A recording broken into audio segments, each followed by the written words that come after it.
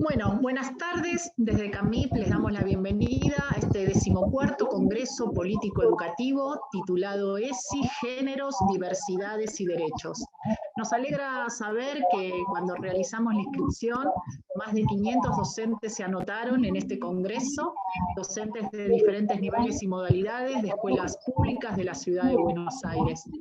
Estamos felices de volvernos a encontrar a pesar de las modificaciones estatutarias arbitrarias realizadas por el Ministerio de Educación en el decreto 179, donde modificó varios artículos de nuestro estatuto, entre ellos el artículo 17, decidiendo no otorgar puntaje en algunos de los espacios de formación.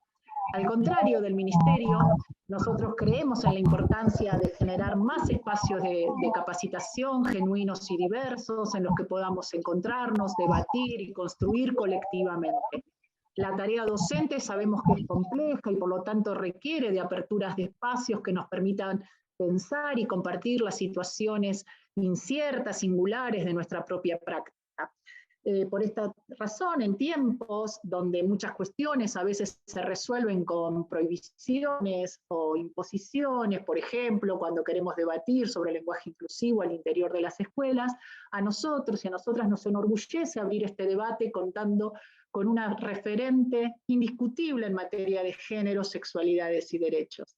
Te damos la bienvenida y te presentamos Diana Mafía, y entre los aspectos que se destacan de tu vida profesional, que se entrecruza seguramente con tus intereses y tus búsquedas personales, podemos contar que sos doctora en filosofía, activista feminista, directora del Observatorio de Género en la Justicia del Consejo de la Magistratura de la Ciudad de Buenos Aires, sos docente universitaria, investigadora, has escrito muchísimos y numerosas publicaciones, y fundamentalmente, Diana, sos una defensora de los derechos humanos. Seguramente nos brindarás aportes para pensar conjuntamente en las relaciones de poder que se transforman en relaciones de opresión, para pensar también las distintas formas en las que se manifiestan los distintos tipos de violencias, y también nos ayudarás a reflexionar acerca del lenguaje inclusivo, ¿no? Un lenguaje que sabemos que es una construcción social y que no está atravesado solo por cuestiones gramaticales, sino también por cuestiones políticas, ideológicas, históricas, sociales. Poder hoy repensar en todas estas cuestiones es una forma de revisar para nosotras las desigualdades y las jerarquías que nos atraviesan. ¿Y quién mejor que vos para brindarnos algunas herramientas para poder, a partir de la reflexión, desnaturalizar nuestras propias prácticas de enseñanza, para hacer intervenciones más justas, más solidarias, más éticas, poder pensar en generar espacios de mayor justicia social y de mayor igualdad a través del lenguaje, a través de la educación sexual integral y también a través de políticas públicas enmarcadas en los derechos humanos? O sea que así te damos la bienvenida, Diana, te agradecemos profundamente por hacerte un tiempo y un espacio para posibilitar este encuentro. Muchas gracias, Diana. También queremos presentar a alguien que es amiga de la casa ya, Tamara Kotpeski, quien con su gran saber y su gran creatividad y su gran talento irá realizando un registro gráfico a partir de las categorías conceptuales desarrolladas por Diana en esta exposición, que después la vamos a compartir a través del campus y también te la vamos a compartir a vos, Diana. O sea que ya hecha esta presentación podemos dar inicio a este 14º Congreso Político Educativo de CAMIP. No sé, Santi, si me olvidé de algo, si querés decir alguna cosita más. Gracias, Cari. Quería comentarles, más que nada para que tengan presentes, que de la transmisión en YouTube va a estar abierto el canal del chat para que puedan ir haciéndole preguntas a Diana. Y así al final de la exposición se las podemos compartir. Así que bueno, todo listo, Diana. Muchas gracias. Gracias, Tamara, Santiago, Karina. Muchas gracias por esta invitación, por poder contactar con colegas que precisamente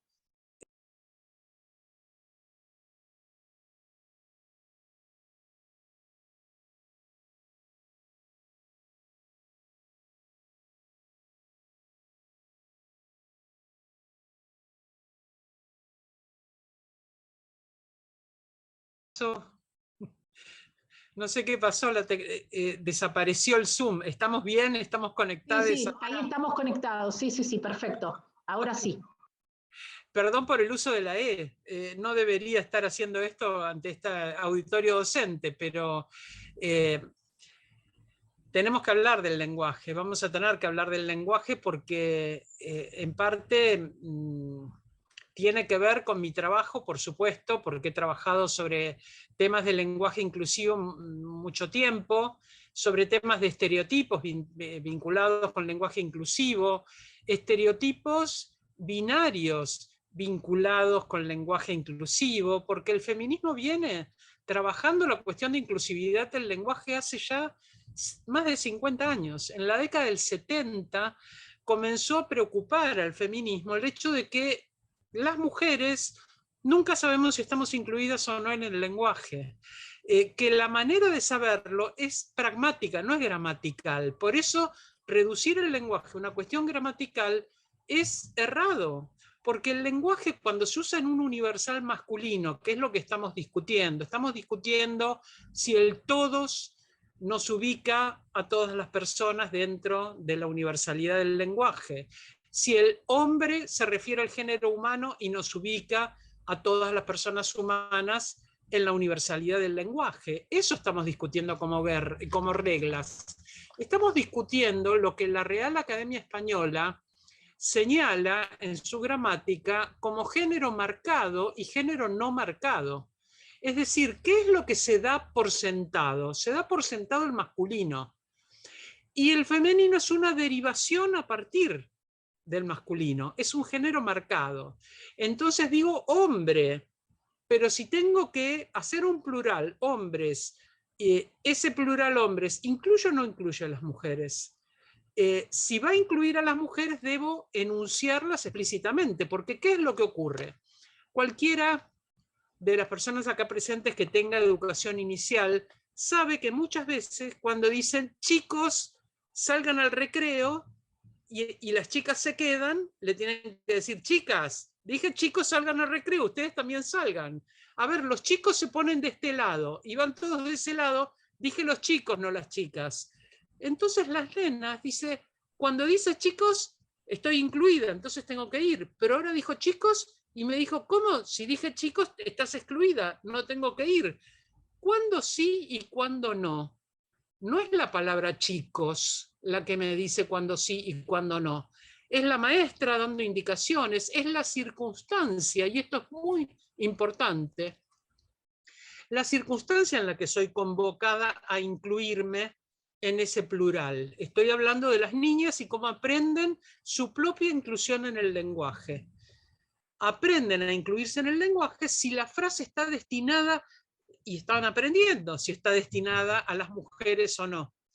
Entonces, en una época, por ejemplo, decir ¿cuál de los chicos quiere apuntarse en el equipo de fútbol? No se pensaba que las nenas iban a levantar la mano, porque era un ámbito masculinizado, y lo aprendían desde muy pequeñas.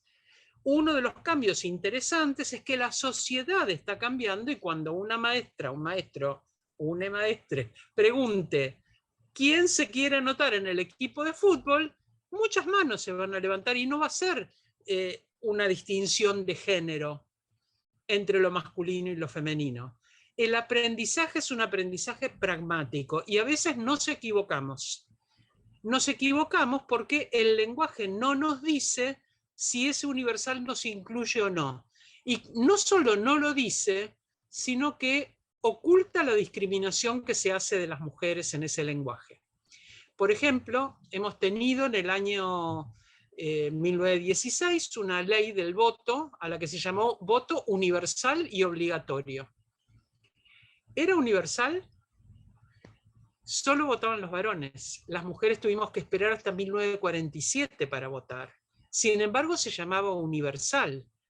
Entonces, ¿qué universalidad es esa que dice que todos estamos incluidos en el voto, pero el todos es solo de los varones? Hubo una mujer, Julieta Lanteri, inmigrante italiana, feminista, muy feminista, que dijo, bueno, si dice que con su con su tarjeta de residente, la persona migrante puede ir a votar, voy a ir yo también. Y lo discutieron y le tuvieron que aceptar el voto, porque no decía explícitamente que las mujeres no podían ir. Entonces, ¿cómo es que la mitad de la población se quedó en su casa si la convocatoria era un voto universal? Porque se consideraba de sentido común, era obvio. Esa obviedad es sociológica, no es lingüística, que las mujeres se van a quedar en su casa cuando se convoca a todos a votar. Voy a dar un ejemplo muy antiguo. En la Revolución Francesa, el primer artículo de la Carta de Derechos del Hombre y el Ciudadano, que se llama así, Carta de Derechos del Hombre y el Ciudadano, de la Revolución Francesa, decía: todos los hombres nacen libres e iguales y tienen los mismos derechos. Entonces las mujeres quisieron ir a las asambleas revolucionarias porque habían peleado en la Revolución Francesa y les prohibieron el ingreso. Cuando les prohibieron el ingreso, una de ellas, muy brillante, Olympia de Gouges, redactó una Carta de Derechos de la Mujer y la Ciudadana. Dijo: no, las mujeres también tenemos derechos. No puede ser que cuando dice hombre, que son iguales y tienen los mismos derechos, se refiera solo a los varones. Y las mujeres... Y redactó en femenino esa Carta de los Derechos de la Mujer y la Ciudadana, y el resultado es que Robespierre la mandó guillotinar. Aprendió gramática, pero no le sirvió de mucho, ¿no? Entonces no es la gramática la que excluye del lenguaje. Ese modo en que el lenguaje discrimina a las mujeres y a otras identidades que no son el masculino, ese modo del lenguaje suele llamarse lenguaje ginope. Ginos de femenino y como si fuera miopía con respecto al género femenino, porque allí la ginopia del lenguaje consiste en que las mujeres no están incluidas, pero tampoco es visible que no están incluidas. Entonces tengo una primera manera de discriminar con el lenguaje, que es usarlo en masculino, a veces como universal y a veces no, pero no lo puedo distinguir. Se distingue por los resultados, como la guillotina de Olympia de Gouges, o se distingue por el efecto, que es el efecto inhibitorio o el equivocarse en relación con si estoy incluido o no. Otro ejemplo, cuando pensamos en mujeres científicas, hay un nombre que nos viene inmediatamente a la mente, que es el de Marie Curie. Marie Curie era una mujer extraordinaria, tan extraordinaria que ganó el premio Nobel, no una vez, sino 2 veces, y no en una disciplina científica, sino en 2 diferentes. Ganó el premio Nobel en física y en química. Había en Francia una academia de ciencias de París. Las academias de ciencias fueron fundadas en el siglo XVII. En el siglo XVII no se permitía que las mujeres estudiaran, ni se permitía, por supuesto, que participaran en la ciencia. El saber racional era exclusivamente para varones. Bueno, Marie Curie es de las mentes brillantes que desmienten que el cerebro tenga género, que la racionalidad tenga género, que la inteligencia tenga género, que la indagación científica tenga género. Gana el premio Nobel y pide entrar a la Academia de Ciencias de París. Y le dicen que no porque es una mujer. Entonces ella dice: ¿dónde dice en las actas de la academia que no puedo ingresar porque soy una mujer? No dice nada porque es obvio, le dijeron. Era tan obvio como que no se podía votar, aunque no dijera que las mujeres lo tenían prohibido. Cuando Marie Curie gana su segundo premio Nobel, pide nuevamente entrar a la Academia de Ciencias de París con el, digamos, aval de 2 premios Nobel en 2 disciplinas científicas. Y le dicen: ya le dijimos que no puede entrar a la academia. Y ella dijo: quiero que los académicos se reúnan y decidan explícitamente sobre eso. Entonces se reunieron los académicos y lo que hicieron fue agregar una cláusula explícita diciendo que se prohibía el ingreso de mujeres a la academia. Y la primera mujer entró a la Academia de Ciencias de París, creo que en 1982, pero no estoy segura. Pero fue claramente después de mediados del siglo XX. Es decir, cuando ya habíamos quemado corpiños, había revoluciones feministas y pasaba de todo. Recién allí pudo discutirse esa cláusula arbitraria pero implícita. Ese es el lenguaje Ginope. Es el lenguaje en el cual las mujeres tenemos que adivinar con nuestra propia experiencia, a veces encerrándonos en no intentar ciertas posibilidades porque podría ser que no estemos incluidas. Otras veces arriesgándonos y teniendo penalidades por ese riesgo. ¿Qué otros aspectos hay en el lenguaje que resulten discriminatorios? El lenguaje sexista. El lenguaje sexista consiste en que muchas veces el lenguaje refuerza la prioridad de un sexo sobre el otro. Refuerza el hecho de que hay un valor en el género masculino y un disvalor en el género femenino. Hay un ejemplo que es atroz, y es la enorme cantidad de palabras que tienen un significado en masculino y que en femenino sistemáticamente significan prostituta. Entonces, un hombre público es un hombre que ejerce una función pública, pero una mujer pública es una prostituta. Un perro es un can, pero una perra es una prostituta. Un zorro es un animal salvaje, pero una zorra es una prostituta. Un hombre rápido es un hombre veloz, pero una mujer rápida es una prostituta. Y así tenemos decenas de palabras.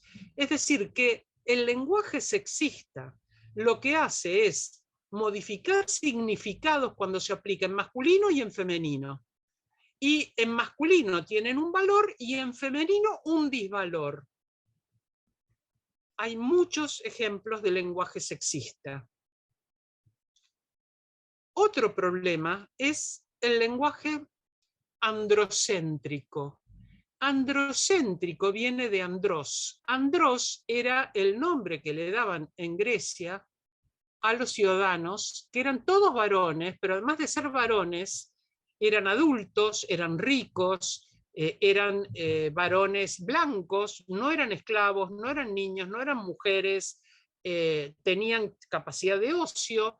Entonces la ciudadanía, como nos suelen enseñar en la escuela, la ciudadanía nace en Grecia, la democracia nace en Grecia con el concepto de ciudadanía donde los ciudadanos deliberaban en la plaza pública, tomaban decisiones discutiendo en común y después los políticos realizaban aquello que en la asamblea, en la plaza se había decidido. Es verdad, pero los ciudadanos eran unos poquitos sujetos, los sujetos que tenían todas estas capacidades hegemónicas de ser ciudadanos, ser blancos, ser adultos, ser ricos, ser capaces, tener una serie de condiciones, y a ese varón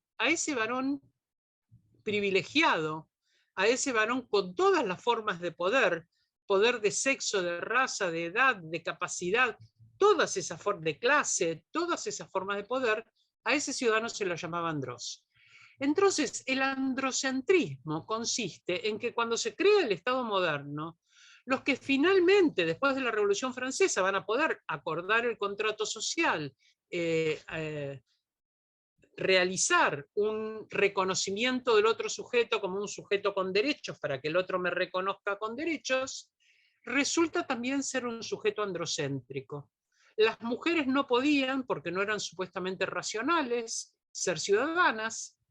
Los indígenas y los afrodescendientes no podían ser ciudadanos, porque según los sujetos europeos tenían un pensamiento mítico, un pensamiento donde no lograban objetividad con la naturaleza porque estaban involucrados con la naturaleza. Lo vemos todavía hoy en muchos debates sobre pueblos originarios, esas condiciones diferentes de vincularse con el medio ambiente. Los niños, por supuesto, no, porque eran todavía inmaduros, y, sorprendente, los derechos principales para la Revolución Francesa eran la vida y la propiedad privada. Entonces los pobres tampoco podían ser ciudadanos porque no tenían nada que pactar si no tenían propiedad. Entonces, ¿cómo era ese sujeto, esa ciudadanía de todos los hombres nacen libres e iguales y tienen los mismos derechos? Los que ya eran iguales, porque ya venían siendo iguales de siglos anteriores. Eran los que eran iguales en privilegios. Eran varones, las mujeres no, blancos, indígenas, afrodescendientes no, adultos, los niños no, y ricos, los pobres no.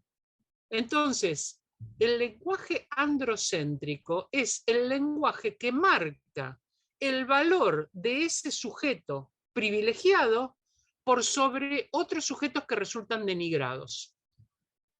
Por ejemplo, si ustedes buscan en la Real Academia Española el término gitano, les va a parecer que es una etnia X, ¿no? Determinada, y les va a parecer como uno de los significados estafador. Decir sos un gitano equivale a decir sos un estafador. Yo no veo gitanos en los organismos internacionales que manejan la economía, no veo precisamente gitanos, veo sujetos bien androcéntricos. ¿Por qué? El concepto, el término, tiene como uno de sus significantes. ¿Ha habido gitanos en la Real Academia Española? Mujeres hubo poquísimas, casi todas en el siglo XXI, pero casi todas son poquísimas igual. ¿Ha habido quienes discutieran este sentido de la palabra gitano? Entonces, el lenguaje, por un lado es ginope, por otro lado es sexista, por otro lado es androcéntrico, y por otro lado, el lenguaje es binario. Binario quiere decir que admite la conformación de dos géneros gramaticales que se corresponden con los géneros sexuales, el femenino y el masculino. Entonces, si yo quiero nombrar géneros que no sean ni masculino ni femenino, sino que sean, o que no queden fijados en una identidad, como puede ser un género no binario, por ejemplo, travestis o transgéneros, o como puede ser un género fluido, o puede ser un género que no quiera ser identificado en uno de estos dos grandes grupos sexogenéricos, como puede ser el género queer. ¿Qué va a pasar? ¿Cómo lo nombro? Entonces, tengo un problema con el lenguaje binario. Nombro en masculino y en femenino. Digo, todos, todas. Hay soluciones para el lenguaje inclusivo, el llamado lenguaje inclusivo, que apuntan a la cuestión del binarismo del lenguaje. Y justamente esas cuestiones que apuntan a la inclusión del binarismo del lenguaje son las que han sido rechazadas recientemente en la resolución del Ministerio de Educación de la Ciudad de Buenos Aires. Sí se piensa que el lenguaje no sea inclusivo en el sentido de incluir lo femenino, es decir, que el lenguaje no sea ginope.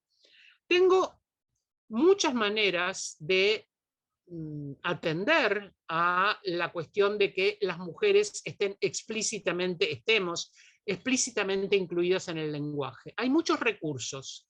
Algunos de esos recursos tienen que ver con explicitar. Por ejemplo, si estoy hablando de la infancia, decir niños y niñas. O decir niños /as. Entonces incluyo, en los casos en que corresponde, tanto a los niños como a las niñas. Estas maneras, la reduplicación y las barras, son maneras efectivas, y a veces las usamos, pero son muchas veces incómodas para la lectura, o son incómodas para un discurso largo en el cual todo el tiempo tengo que estar usando reduplicaciones. Entonces, si bien nosotros podemos distinguir entre soluciones que sean eficaces y soluciones que mantengan la función principal del lenguaje, que es la comunicación. Entonces, si esa solución es eficaz, pero me traba la comunicación, porque se pierde el sentido del discurso, porque estamos muy atentos, atentas, atentos /as, a estas reduplicaciones, a la inclusividad formal, terminamos perdiendo la función comunicativa. Entonces, para pensar soluciones, tenemos que pensar que sean eficaces, pero también tenemos que pensar que permiten la función que queremos cumplir con el lenguaje. El lenguaje cumple muchísimas funciones. Si queremos dar una orden rápida, por ejemplo, reduplicar el lenguaje quizás no es lo más eficaz para dar la orden, sí para la inclusividad, pero no para ese caso particular, en una emergencia, por ejemplo. Si queremos pensar hay un aspecto del lenguaje inclusivo que tiene que ver con el producir una incomodidad, el producir una molestia, porque Eso lo tengo clarísimo, soy feminista hace muchas décadas. La inclusividad es una política del lenguaje. No porque, no solamente porque estoy incluyendo sujetos que estaban subalternizados y fuera de la denominación. Entonces a esos sujetos los estoy trayendo a instalarse en el lenguaje. Yo dije antes que las niñas tienen un acercamiento lento, de ensayo y error. Siempre estamos las mujeres de manera inestable instaladas en el lenguaje. En cambio, los varones siempre están instalados de manera estable, porque el varón siempre sabe si en el singular o el plural está incluido, porque cuando son solo mujeres, dice ellas, dice niñas o dice todas. En cambio, cuando es solo varones y cuando es el universal, se usa el mismo término, todos o hombres. Entonces ellos siempre saben, se instalan de manera precisa en el lenguaje, y el lenguaje es mi manera de instalarme en el vínculo con las demás personas y en mi relación con el mundo. Es el rasgo de autoridad sobre mis propios pensamientos. Esa inestabilidad nos da siempre una fragilidad en nuestro modo de vincularnos. Entonces, pensar hay una política del lenguaje porque estoy afectando relaciones de poder, diciendo quiero que el lenguaje sea inclusivo, pero también hay una política del lenguaje en el activismo de molestar con el lenguaje inclusivo. Claro que molesta el lenguaje inclusivo, porque queremos llamar la atención, y queremos llamar la atención para que se vea que ahí hay un problema. ¿Cuál es la solución al problema? Es algo que podemos dialogar y discutir, pero que hay un problema, eso es lo que el activismo me quiere llevar a consensuar. Tenemos un problema. Que las mujeres nos hayamos incluido tan tardíamente en el ámbito de lo público, que la Real Academia Española, después de 500 años, bueno, no 500, pero 300 años, cumple 300 años y había tenido 8 mujeres más o menos y 500 varones. Entonces, recién en el siglo XXI se empieza a corregir esto y a incluir algunas, aunque son muy poquitas las que se han ido incluyendo. Entonces, los varones son embajadores de lo humano. Son embajadores de lo humano para la política, sin ningún tipo de tapujo. Hacen una reunión de varones para hablar del parto humanizado. Ellos, porque son ginecólogos, qué sé yo. Hablan de experiencias que no van a tener nunca. Montones de varones hablando sobre el aborto. Hablan de lo que nos va a lo que va a decidir las vidas de todas las personas. Los varones han redactado las leyes que rigen la vida de todas las personas. La primera vez que hubo mujeres fue en la Constitución, en la Convención Constituyente de 1994. Dicho sea de paso, en esa Convención Constituyente se declararon los derechos de los pueblos originarios, se señaló que eran dueños originales de la tierra y que había que devolverles su territorio, y que había que hacer un gran censo para poder saber qué representantes había de esas comunidades y cómo entonces redistribuir territorio. Eso fue en 1994, todavía no lo terminaron el censo, porque los embajadores de lo humano no lo deben haber considerado prioritario, hay otras cosas prioritarias. Entonces, ¿quiénes están tomando las decisiones por todos los demás? ¿Quiénes son los dueños de la política? ¿Quiénes son los dueños de la ciencia que dicen, estas personas, su conocimiento no es un conocimiento confiable, no es un conocimiento fiable, pero son objeto del discurso, no son sujeto del discurso? Entonces, apropiarnos del lenguaje es apropiarnos de una herramienta de intervención, de interlocución, de diálogo, de participación. La democracia tiene que ser deliberativa, es decir, debemos discutir entre aquellas personas que legislan y las que van a ser impactadas por las normas. Porque tenemos derecho a que aquello que va a modificar nuestras vidas nos escuchen y podamos intervenir. Sin embargo, las mujeres tardamos mucho en ocupar ese lugar. Y hay sujetos que todavía están intentando ocupar su lugar en ese universal de lo humano.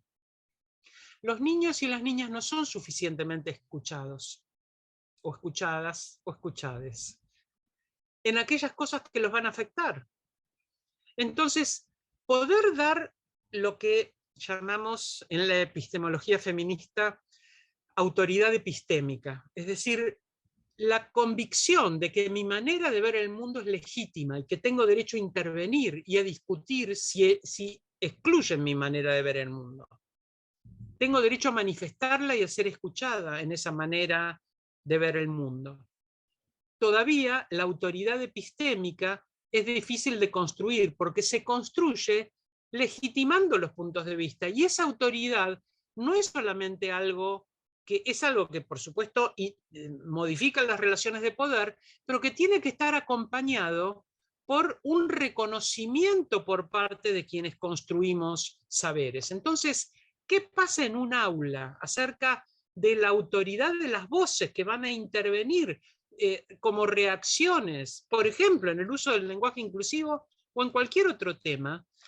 Quien es docente, ¿qué lugar le está dando esas voces? ¿Solamente está corrigiendo, eso está mal, esto está bien con respecto a lo que di?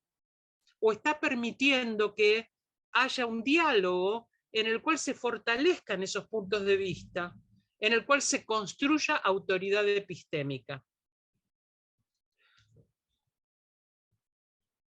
Cuando pensamos entonces en quién habla y en nombre de quién habla, entramos, entre otras cosas, en el problema del lenguaje binario.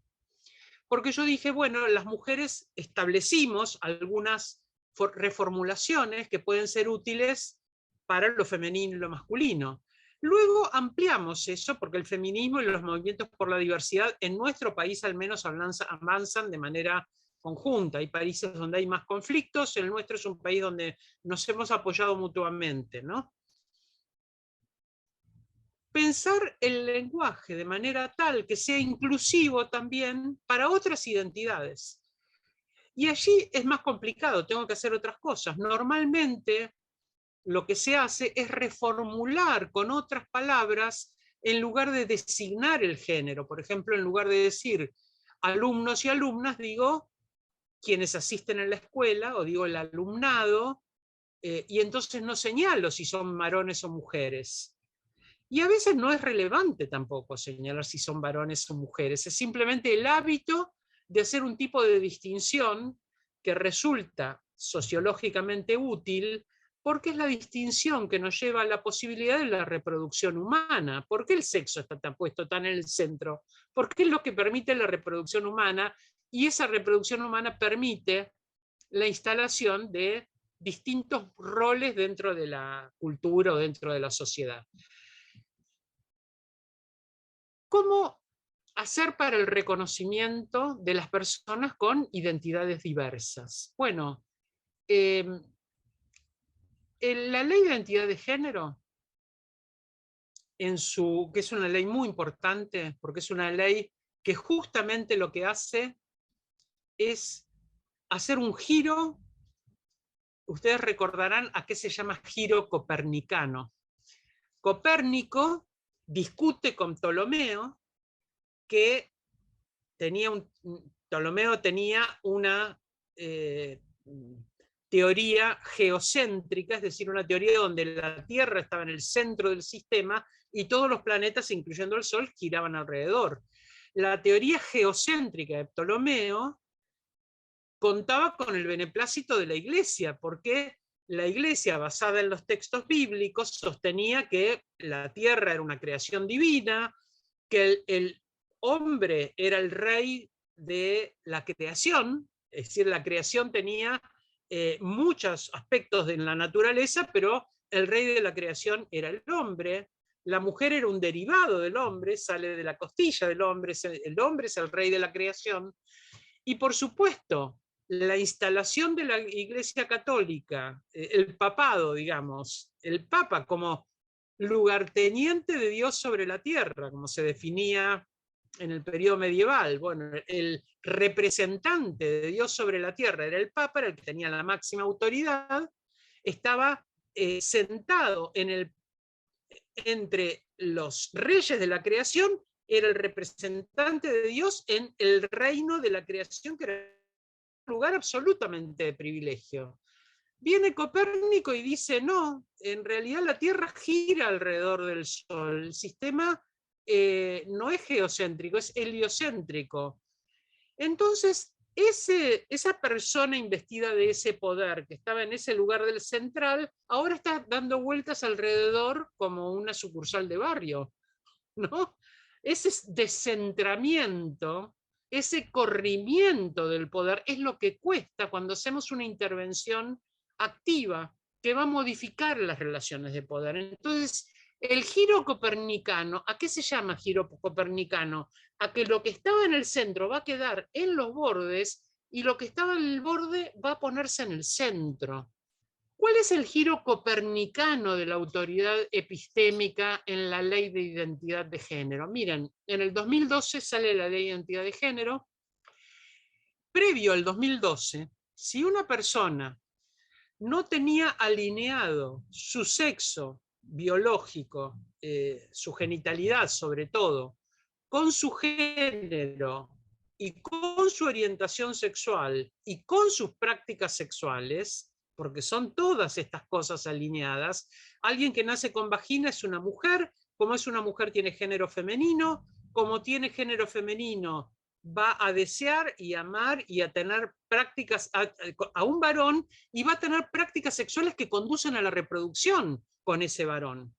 Y un varón, por tener pene, va a ser varón, va a pertenecer al género masculino, va a desear a una mujer y sus prácticas sexuales van a ser las que conducen a la reproducción.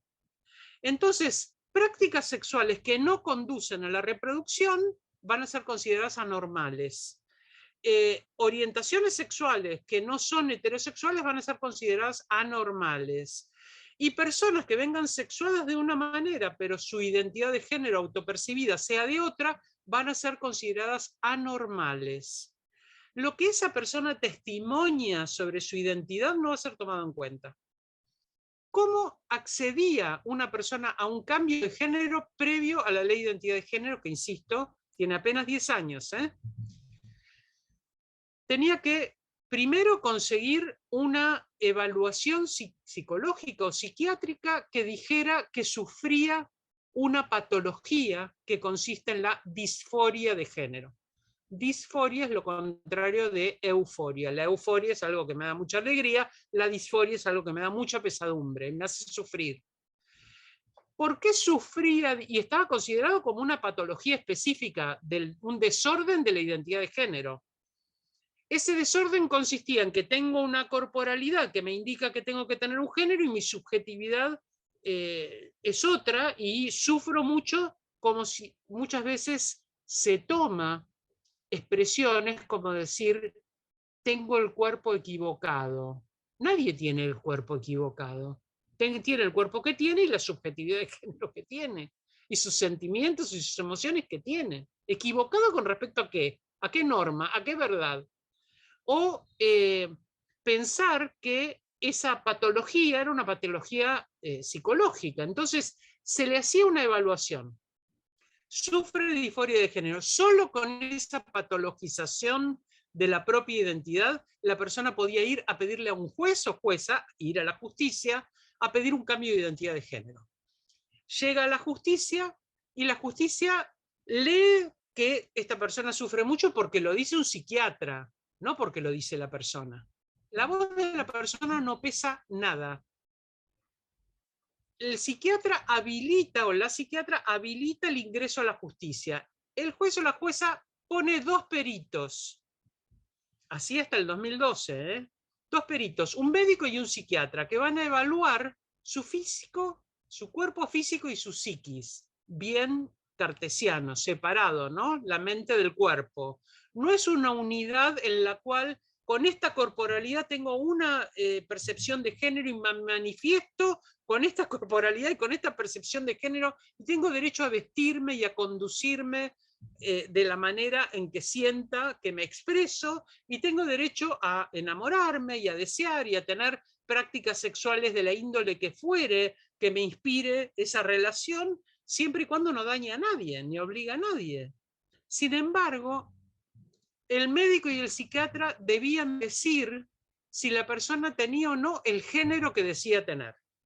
Entonces una persona fue asignada como varón, sufre disforia de género, va a un juez, el juez pone un psiquiatra y un médico, o una psiquiatra o una médica, que evalúan a esta persona y le dicen al juez si tiene o no tiene el género que dice tener. Es decir, la voz de la persona sigue sin significar nada. Son los saberes patriarcales, los saberes androcéntricos de la justicia, la medicina y la psiquiatría, los que van a tomar de objeto a esa persona y van a hablar por ella y van a decir, ¿tiene o no tiene el género que dice tener? Si dice que no tiene ese género, van a despreciar el caso y la van a echar. Le van a decir, no, usted no se le concede ningún cambio. Y si le decían que sí, esa persona asignada varón que se siente con género femenino, que sufre o logra que alguien le ponga que sufre para que pueda acceder a la justicia, que médico y psiquiatra coinciden en decirle sí, tiene el género que dice tener, el juez le dice, bueno, le voy a asignar el cambio de género, pero entonces ahora usted me cambie su cuerpo para poder alinear otra vez cuerpo, género, orientación sexual y prácticas sexuales. Le hacían cambiar su genitalidad.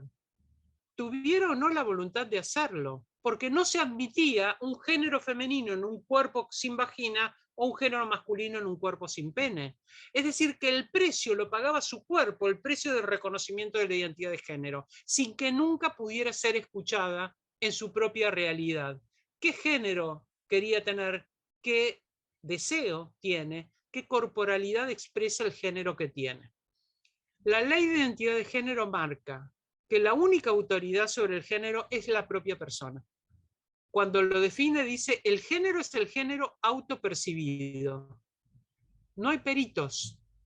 Esos que eran el centro de la decisión, medicina y psiquiatría y justicia, borrados y puestos a un costado, no tienen ninguna pertinencia. La persona, si considera que el género asignado al nacer y que figura en su documento no es el adecuado para su autopercepción, va al registro civil y pide que se lo cambien. Y nadie evalúa nada, es su palabra. Miren el giro copernicano. Miren la construcción de autoridad epistémica que llevó muchísimos años, por supuesto, de activismo, de reflexión, de trabajo comunitario. Afirmarse en esa identidad y decir, mi identidad no entra ni en lo femenino ni en lo masculino. De hecho, el cambio de identidad de género solo permitía pasar de varón a mujer o de mujer a varón. ¿Qué es lo que ocurrió? Ocurrió que hay uno de los artículos, el artículo 11, que dice que la persona puede, si lo desea, por acceso a la salud integral, hacer los cambios médicos, hormonales o quirúrgicos que requiera para cambiar su género. Si lo desea, si lo requiere, puede, por ejemplo, si yo, que nací mujer y me asignaron como mujer, tengo una percepción de género masculina, puedo querer masculinizar mi aspecto hormonándome para que me salga barba, por ejemplo.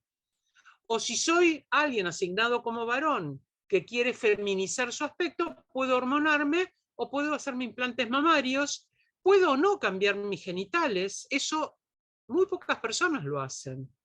Entonces, ¿puedo o no formar parte de mi expresión de género, cambiar mi genitalidad? Entonces, o puede haber algo que vaya progresando y decir, bueno, primero voy a ver cómo me siento con mi corporalidad, con caracteres sexuales secundarios, porque no andamos mostrando nuestros genitales todo el tiempo. Entonces, probablemente si tengo barba y bigotes voy a masculinizar mi aspecto y me van a reconocer como varón. Si tengo pechos y no tengo barba, me van a reconocer como mujer y tal vez eso alcance, ese reconocimiento de la expresión de género, tal vez alcanza para lo que satisface mi percepción subjetiva. Y después veré con quién hago pareja, porque eso no es algo que esté determinado por la identidad de género. Entonces, la ley de identidad de género impide la mutilación genital.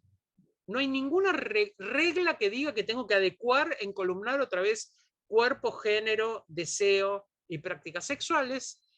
Me pone como única autoridad del cambio de identidad de género Y también dice la ley de identidad de género, y volvemos al lenguaje, nos fuimos lejos con Copérnico, pero volvemos, porque los planetas dan la vuelta y vuelven.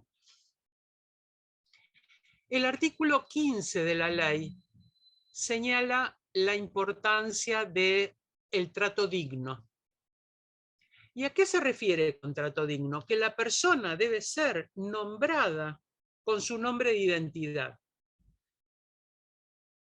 Y eso no es solamente una cuestión de nombre propio, debe ser reconocida su identidad en el trato cotidiano. Hay una cosa muy importante, y es que el trato digno no depende de que la persona haya hecho su cambio de identidad en el documento, porque es parte de la ley del nombre. Tenemos una ley del nombre por la cual la persona tiene el derecho a ser nombrada con el nombre de su identidad. Quienes han tenido la experiencia, o es bueno que estén abiertas para tener esa experiencia, con infancias que reclaman ser nombradas de una manera diferente o en un género diferente, es importante el respeto por esas maneras de designación. ¿Esto quiere decir que van a cambiar su género? A lo mejor están probando, a lo mejor están jugando con esa identidad, a lo mejor están haciendo transiciones y viendo de qué manera se van definiendo, porque en realidad la presunción de que alguien por una genitalidad su vida ya va a estar escrita es una presunción que es muy discutible y ha hecho y hace infelices a muchas personas, y lo hace desde la infancia, desde el no reconocimiento en la infancia. Hay una evolución extraordinaria en relación con lo que pasa en las aulas, en parte por la educación sexual integral, pero también por la mayor percepción de quienes son docentes de la capacidad de escucha ante las violencias, ante el abuso, ante las cuestiones de identidad, ante el acoso que pueden sufrir por compañeros o por personas adultas. En todo esto, las propias personas que ejercen la docencia se han ido formando, están más atentas y están mucho más receptivas para poder intervenir. La cuestión del derecho, del trato digno, que tiene que ver, entre otras cosas, con reconocer la identidad de la otra persona y nombrarla con el nombre con el que se siente identificada en esa identidad, tiene un aspecto importante que el mero lenguaje inclusivo, cuando lo pensamos de modos binarios o generales, no atiende, que es justamente este del no binarismo del lenguaje, que es el uso del pronombre. El pronombre con el que llamamos a una persona o el pronombre con el que nos designamos, ¿no? Ella y él alcanza como pronombres.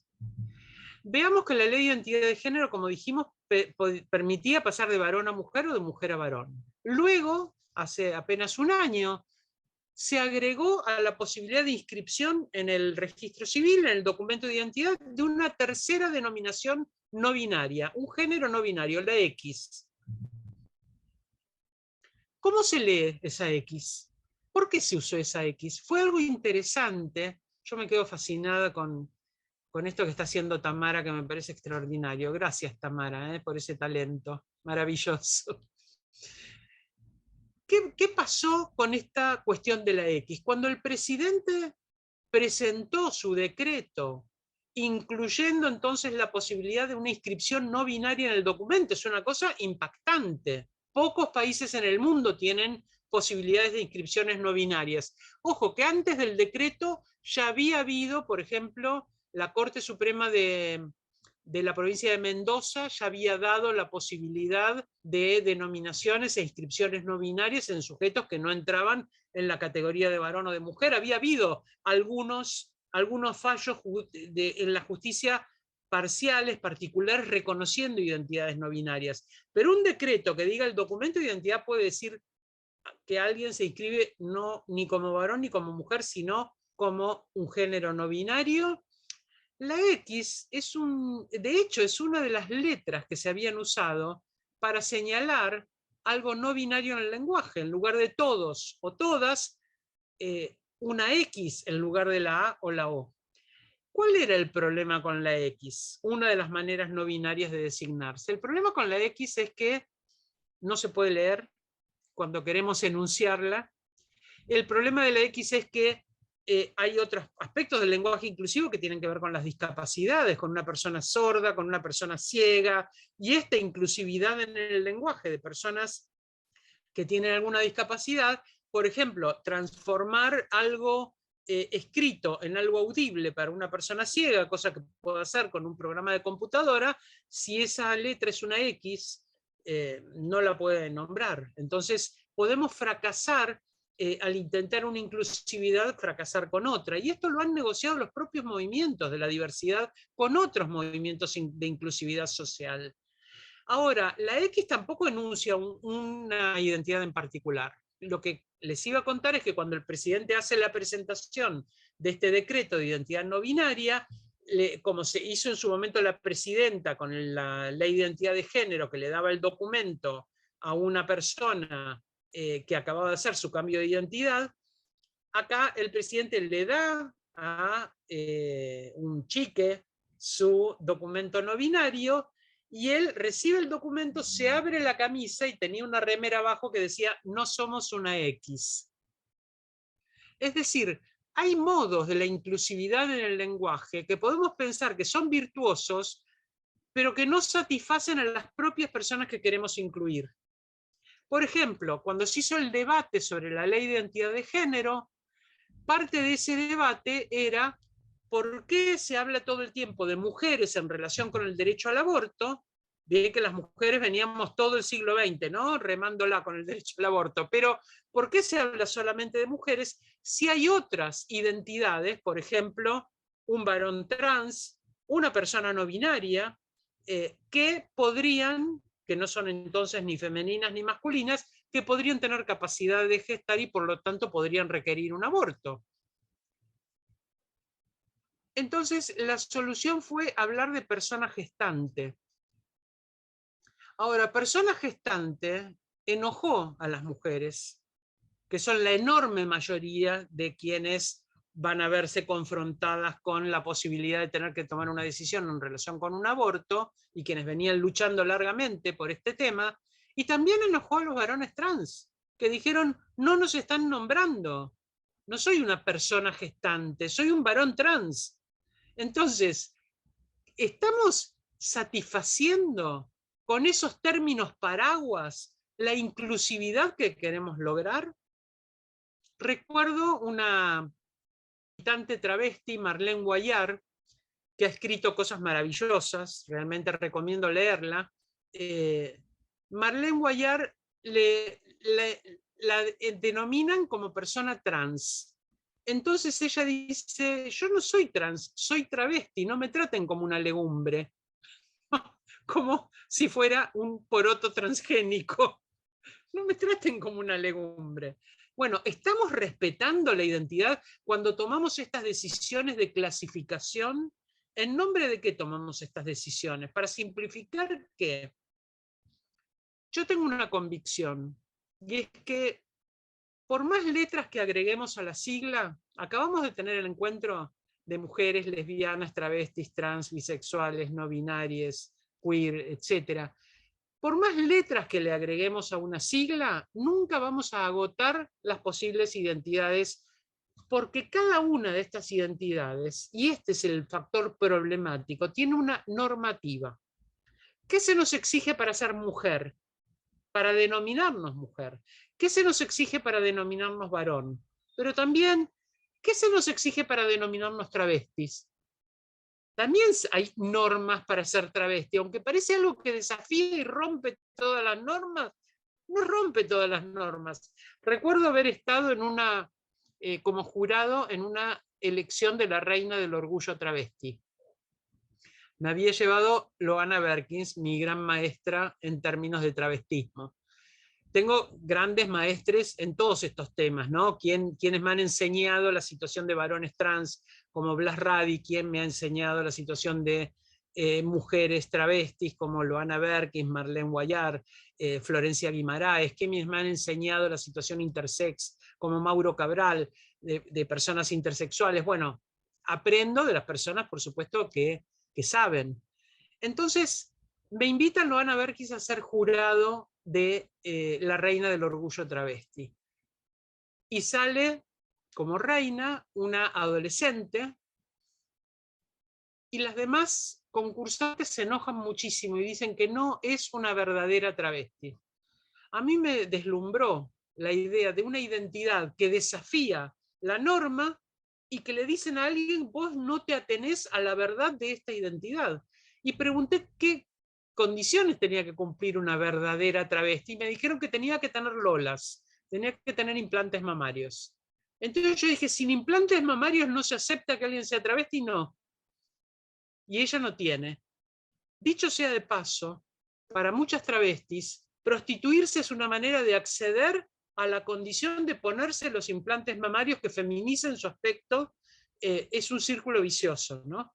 Entonces alguien tiene la autoridad de poner una norma que impide que una adolescente que se consideraba travesti, por eso fue a concursar como reina del orgullo travesti, le dicen, no, vos acá no estás porque no cumplís con esta cláusula. Todas las identidades tienen sus normas. Entonces el problema es si debemos aceptar normas en relación con la identidad de género. Muchas veces me dicen, vos no podés hablar porque no sos trans. Es verdad, no soy una persona trans, soy una persona cis. Ahora, esto es interesante. Trans era el nombre que la academia le puso y que a las personas cuya identidad de género no coincidían con la asignada al nacer de acuerdo con su genitalidad.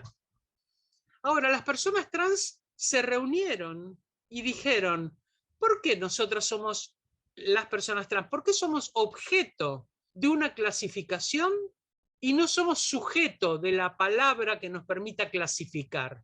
Clasificar es un gesto de poder también. Establecer una clasificación es un gesto de poder, quién entra y quién no, y cuál es la norma que permite reconocer quién está dentro y quién no.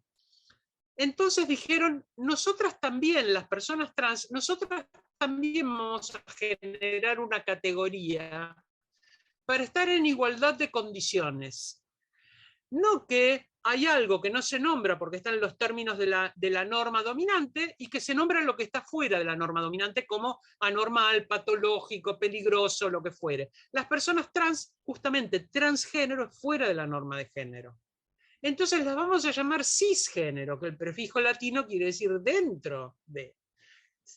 Trans quiere decir fuera, cis quiere decir dentro. Entonces me pongo en la misma posición de enunciación y les digo a las personas que creían que no tenían nombre, que tienen un nombre, y es cisgénero, estás dentro de la norma y aceptando la norma dominante de género.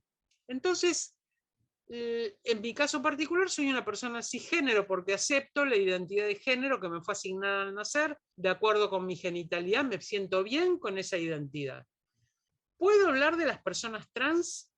Como feminista, soy una activista de la disidencia sexual. No de la diferencia, porque no la encarno, no puedo hacerlo, pero sí puedo encarnar la disidencia, porque la disidencia tiene que ver con la norma. ¿Y qué es lo que digo? Digo, no debe haber normas que tengan que constreñir las identidades y las conductas y los deseos de las personas. No debería haber normas que digan que algo está permitido o prohibido en cuestiones que son de absoluta intimidad y privacidad. Son deseos personalísimos, como los denomina la Constitución. Entonces, la cuestión cis y trans es una cuestión interesante también de afirmación epistémica y también de giro copernicano. Bueno, yo era la que estaba en el borde, era la persona trans que no hablaba, pero era nombrada por la identidad de género hegemónica y dominante, y ahora soy la que habla y la que enuncia cómo es el género de esa persona hegemónica y dominante.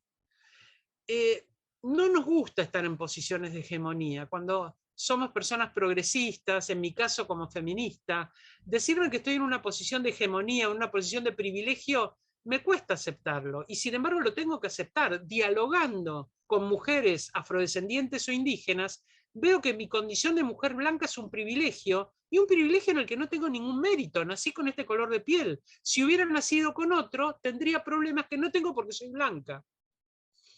Fíjense que hace poco leí una investigación de un demógrafo que era sobre las violaciones en las situaciones de violencia en Colombia, en las situaciones de conflicto entre la guerrilla y los paramilitares en Colombia. Había situaciones de violencia sexual. Entonces esta persona hace una investigación viendo quiénes son las víctimas, y es muy interesante porque en la investigación investiga sobre varones víctimas de la violencia sexual, algo que estaba invisibilizado, ¿no? Consigna entre las víctimas rasgos que le parecen relevantes. Por ejemplo, la racialización de las víctimas. Entonces, consigna la cuestión racial de las víctimas poniendo afrodescendientes, indígenas o ninguna consideración racial. ¿Cómo ninguna?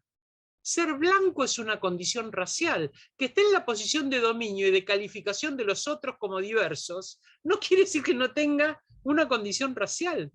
Entonces, un demógrafo, poner ninguna es ocultar justamente la centralidad del que no enuncia porque él tiene el poder.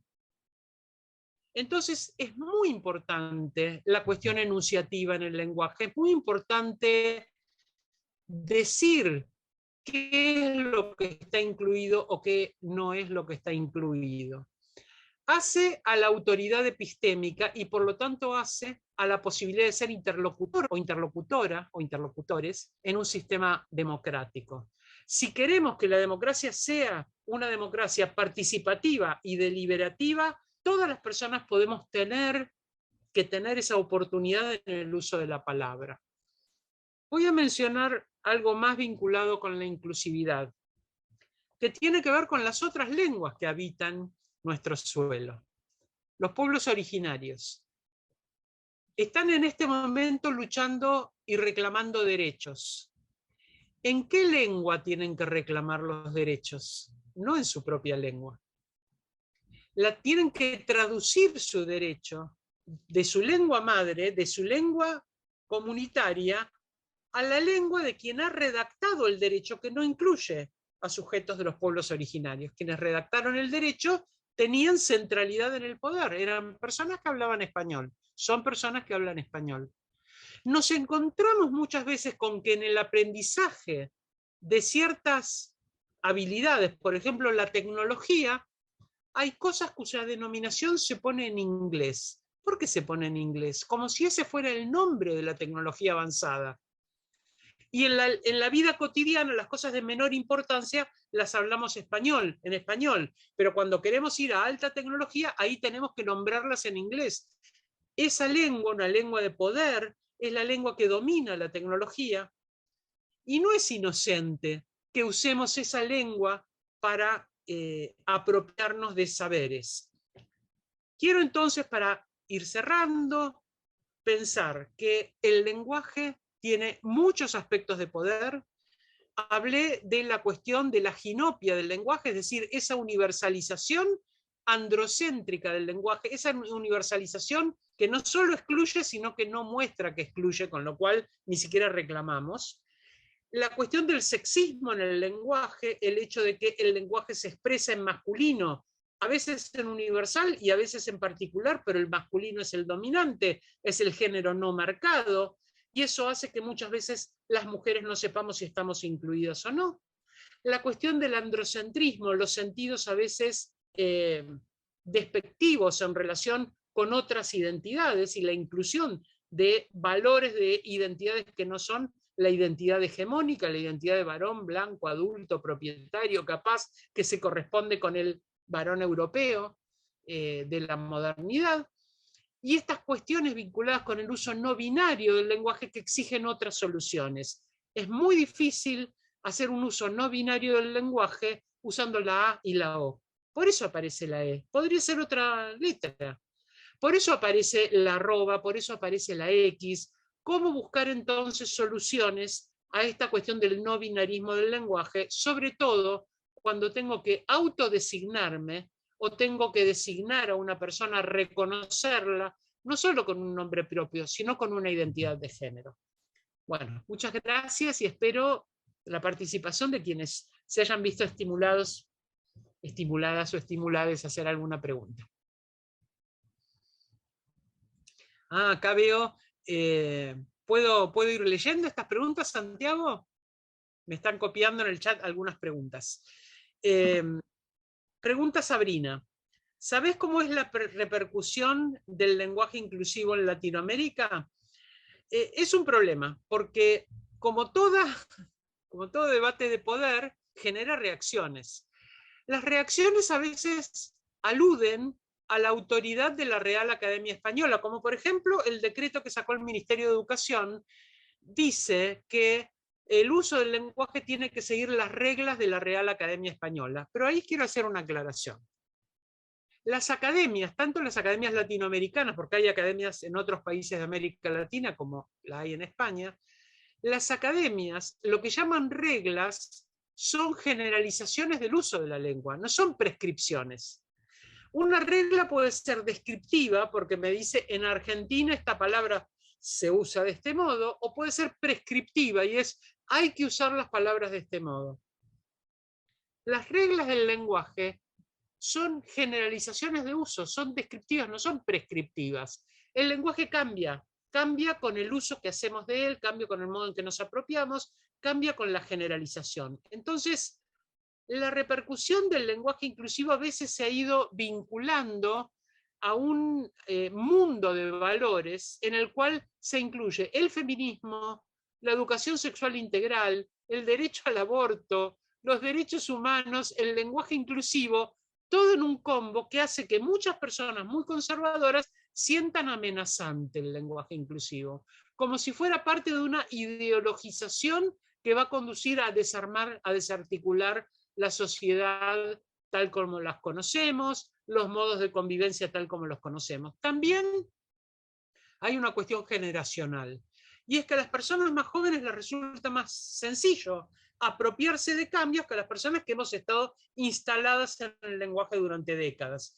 Y entonces la desobediencia de quienes son más jóvenes con respecto a quienes son personas adultas con cierta autoridad, que esa autoridad no se pueda mantener en términos de las variaciones en el lenguaje, pero también del acceso a la tecnología, de cambios culturales. Bueno, hay muchos aspectos en los cuales el cambio generacional también está incluido en esta cuestión de la situación de poder. Así que yo diría que el lenguaje inclusivo va avanzando en determinados sectores, sobre todo el sentido de hablar de las mujeres, nombrar a las mujeres y de incluir a las disidencias, incluir a los términos no binarios de género, incluir a todas estas personas en el lenguaje.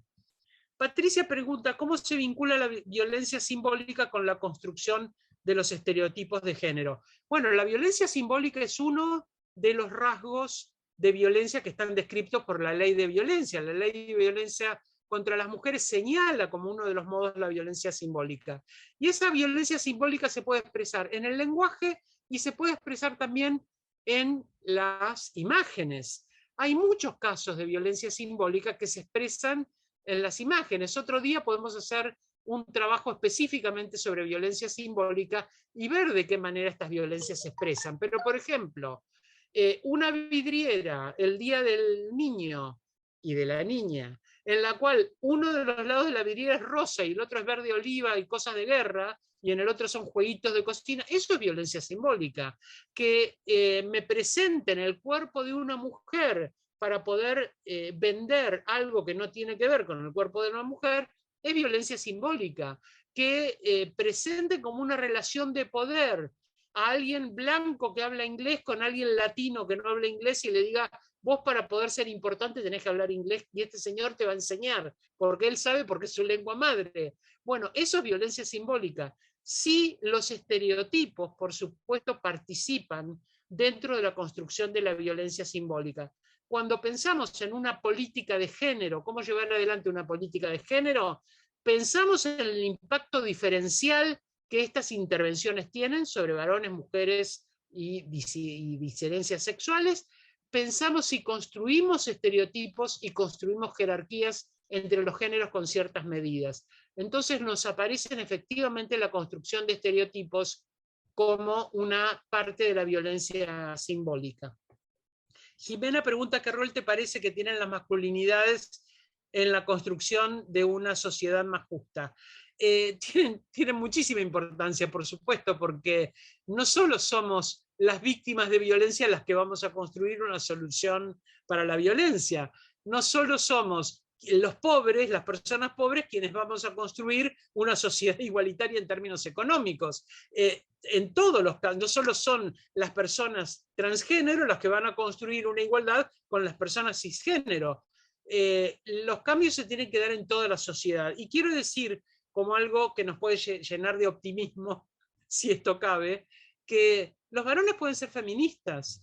Así como hay mujeres que no lo son, claramente hay mujeres que no lo son, aunque sean hormonalmente mujeres, hay varones que si pueden detectar que las mujeres estamos sistemáticamente en inferioridad de condiciones, si pueden considerar que está mal que esto ocurra, pero sobre todo si comprometen su acción cotidiana en el marco donde desarrollan sus actividades para no reproducir esa desigualdad, y si tienen alguna posibilidad para omitir esa desigualdad, para desarmarla, para desarticularla, para colaborar en eliminar esas desigualdades, yo diré que ese varón es un feminista, porque hasta acá no hablé ni de genitales ni de género, hablé de convicciones. Así que, por supuesto que las masculinidades modificadas reflexivamente en función de esos estereotipos de masculinidad al que también los varones están obligados y que tendrán que reflexionar sobre si se ajustan o no a sus expectativas de vida.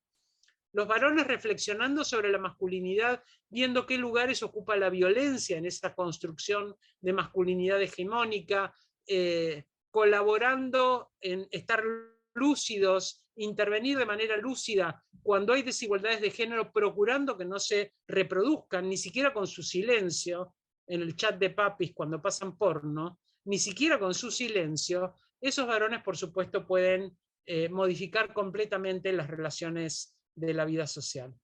Ojalá todos los maestros que hay en esta reunión tengan esa convicción, y ojalá todas las maestras también la tengan, porque ser mujer no garantiza ser feminista, ¿no?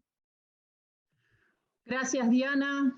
No podés estar leyendo el chat que está en YouTube, pero todas son palabras de agradecimiento por compartir tus saberes, que fue muy enriquecedor. Ponen acá los compañeros y las compañeras, que fuiste muy clara en tu exposición. Seguramente abriremos otros espacios para seguir pensando. Nos has dado estas herramientas con las que estuvimos hoy hablando para analizar y reflexionar también sobre nuestras propias prácticas de enseñanza. Tenemos un gran desafío en seguir construyendo una escuela que cuestione la heteronormatividad, que cuestione prejuicios, estereotipos, que valore la diversidad también, y que sea una escuela que abra la posibilidad de vivir y amar libremente, ¿no? O sea que gracias, gracias, gracias Diana y Tamara por estar otra vez más con nosotros y nosotras. Gracias a ustedes, siempre es un enorme placer, y bueno, mi vida como docente lleva más de 40 años, así que siempre me siento muy bien en estos intercambios. Muchas gracias. Muchas gracias. Este aplauso de parte de todos, todas.